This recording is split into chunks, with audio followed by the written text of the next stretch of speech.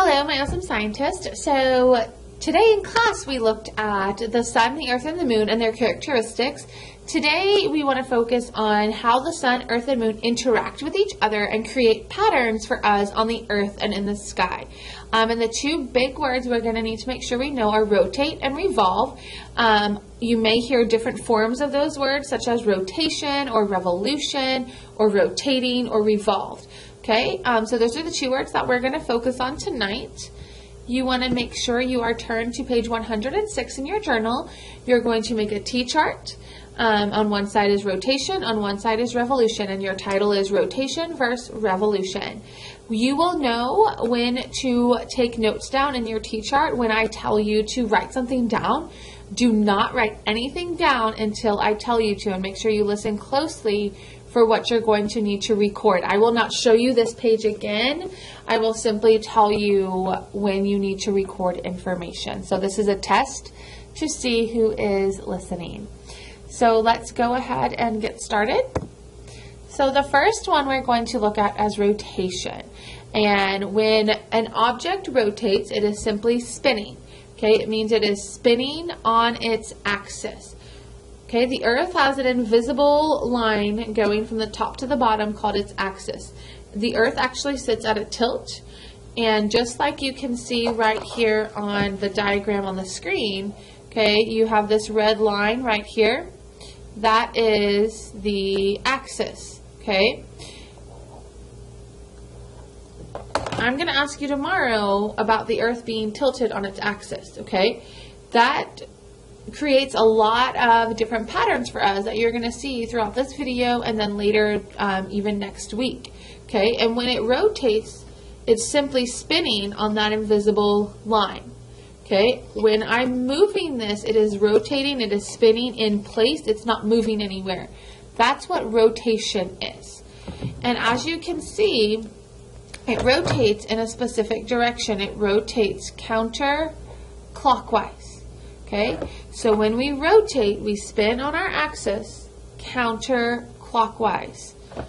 So let's go ahead and look at an animation of what this looks like. Okay, so as you can see, when the earth is rotating, it's kind of like a spinning top. If you've ever spun one of those toy tops before. Okay, it's just like spinning that top. It's spinning in place on its axis. That is actually why we have day and night every single day. That's sometimes when we rotate, we face the sun, and sometimes when we rotate, we face away from the sun. That's when we have day or night. And so the process of rotation, it takes the earth only 24 hours to rotate one time on its axis. And we're going to learn way more about that next week, so you don't have to worry about it if you fully understand it. Right now, I just want you to make sure you understand that rotation is when it spins on its axis, that it takes the earth one day or 24 hours to complete one rotation around its axis, and that it causes day and night.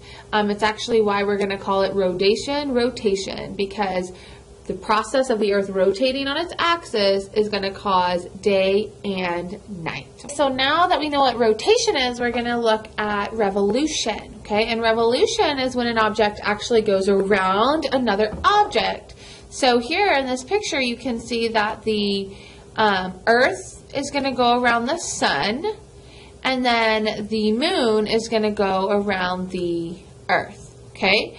And this is all happening while, remember, the moon, the earth, and the sun all rotate on its axis, but the earth revolves around the sun, and then the moon revolves around the earth, okay? And the revolution of the earth around the sun creates patterns as well as the moon around the earth. So let's go ahead and look at that in action now. Moving around the sun, it stays in the same position, and all we say is that it's revolving. It's creating one revolution around the sun. It's in its orbit.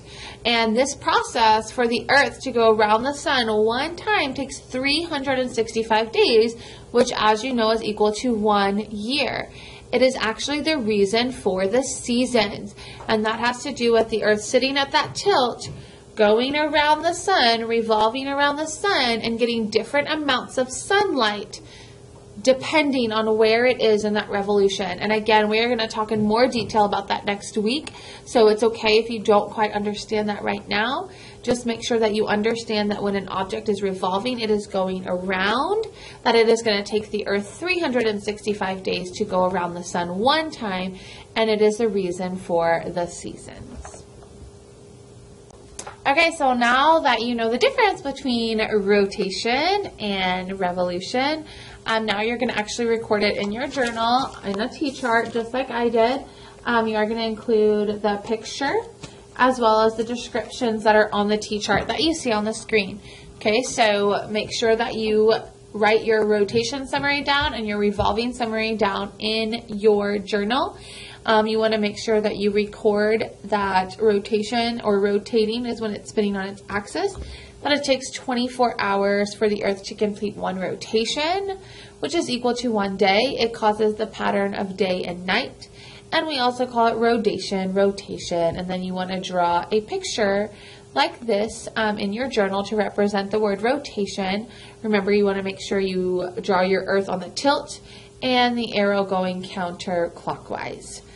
On the other hand, we also have the word revolve, and we know that revolve means to go around or orbit.